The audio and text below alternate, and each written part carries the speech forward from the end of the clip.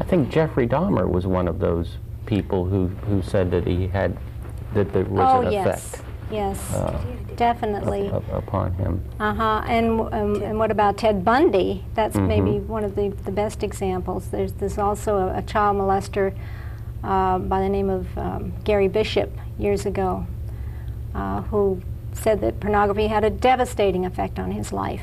So is it safe to say then that all of this unwanted teen pregnancy and all of this promiscuity and all of this moral decline that began even before the 60s, but is best known to be part of the sexual revolution of the 60s, begins with that first desensitizing stage of pornography? Well, certainly some of it.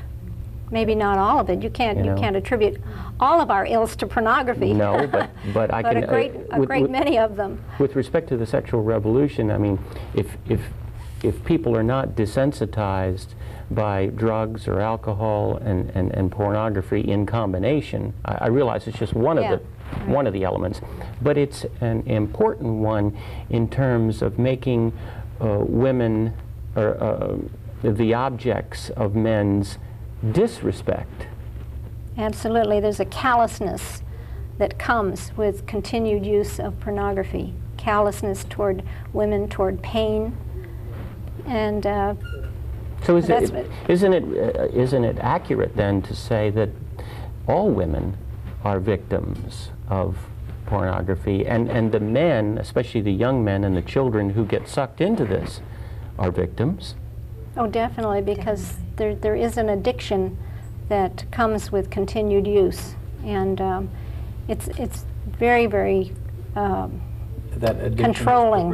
Yes, it's progressive type of thing. And it gets heavier. But another thing is that may be a tool for teaching sexuality, which is not a good way to learn sexuality by young men or even young ladies, because it demeans sexuality, and it becomes, I mean, people become objects, and that's harmful. I remember, and I realize that maybe pornography is not in every home, but they're concerned about what's on television. That is, I mean, families tell you, oh, you know, my gosh, I saw another show and everything that's happening. But the pornography made it possible for the shows to do that because they compete. They want to get more and more explicit. Right, because they were comparing their as pornography got more severe or more explicit.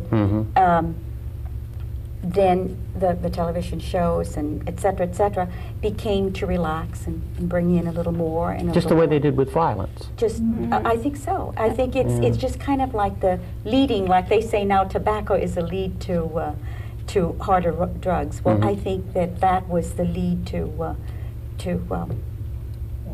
what is happening on television and movies, et cetera. Softcore pornography very often leads to the harder stuff.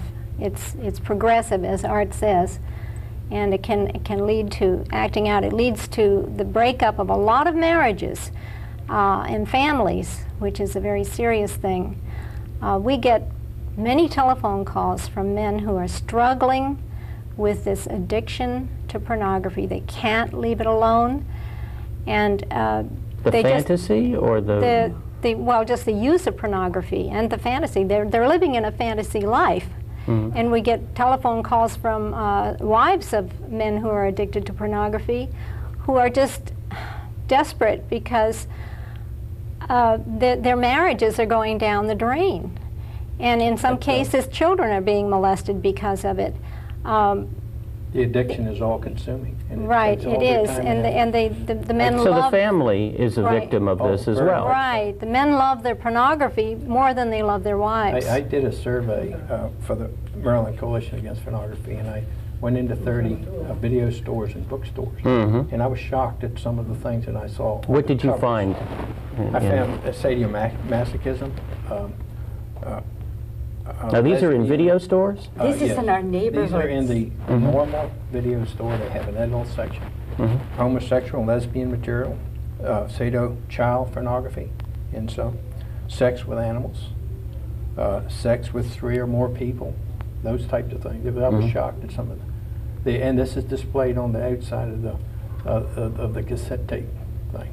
I also went into 4 different bookstores, pornographic bookstores in Prince George's County, and they have peep booths where they can pick their pornography and watch it.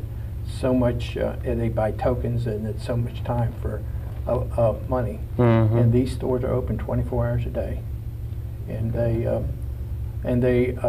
have a sign up there saying no more than 1 person in a booth, because there's a problem with that. And it's a very difficult situation.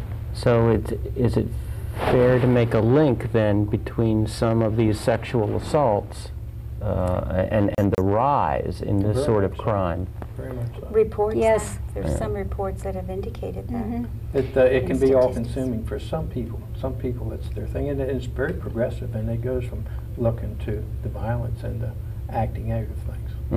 It's interesting that in Oklahoma, over a 5-year period, 150 sexually oriented businesses were closed down by the state's attorney there.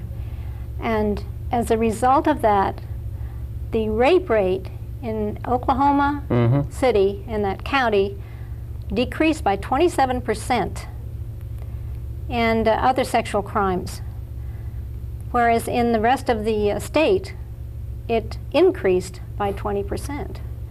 And makes you wonder, why can't we do something right here in Prince George's County? Well, we're trying. We've been trying for years. Well, what's the problem in Prince George's that they don't basically have the same laws or the same zoning ordinances or that they do in Montgomery? Oh, well, they've had a zoning ordinance in Prince George's County for many, many years. And this is supposed to regulate where these adult bookstores are located. Distance from in neighborhoods, other words, churches? 1,000 feet from a church, a school, or a place of worship. Percentage of material. Yeah, a school, a daycare center, et cetera, park, library. What became of that? Well, it's had a long history. It's been in the courts for the past 8 years. It was appealed by one of the adult bookstores, and in order to stay in business, they had to obtain a special exception. And of course, that was turned down. But this thing went all the way to the federal courts, and the Fourth Circuit Court of Appeals a couple years ago came down on the side of the bookstores, saying that the special exception process took way too long. And even the Supreme Court agreed with the Fourth Circuit. So that was a on that technicality. That was right. It was a terrible blow, because these stores all these years just continue in business as usual. You know, the appeals don't seem to make any difference at all. But what happened was the fact that the neighborhood video stores started to have an adult section, and you find very few without it in our county. There was we have neighborhood stores that have 50% material, and they are where they shouldn't have more than 10%. The law says 10%, but there hasn't been any way to regulate this because of the pending legislation, etc. There's some new zoning legislation that's coming through. It hasn't been It's been introduced. Yeah, but it will be voted on in a few days. It is important for our viewers to understand that the person sitting in the governor's mansion and the person sitting in the White House who's appointing these judges is a very, very important individual. That's right.